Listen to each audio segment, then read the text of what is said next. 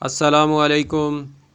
قیامت کی نشانیوں میں سے ایک نشانی یہ ہے کہ اللہ تعالیٰ علم کو اٹھا لیں گے۔ یہ بات سنتے ہی جو سوال ذہن میں آتا ہے کہ اللہ تعالیٰ علم کو کیسے اٹھا لیں گے؟ کیا اللہ تعالیٰ قرآن پاک کو اٹھا لیں گے یا قرآن کے الفاظ مٹا دیے جائیں گے؟ ان تمام سوالوں کے جواب اس حدیث میں ہیں۔ البخاری حدیث نمبر 100۔ بسم اللہ الرحمن الرحیم۔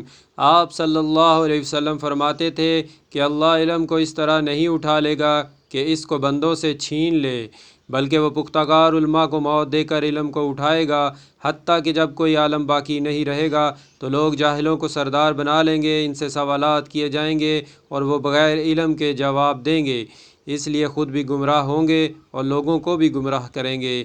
اللہ تعالیٰ سے دعا ہے کہ اللہ تعالیٰ ہمارے ایمان کی حفاظت فرمائے، آمین۔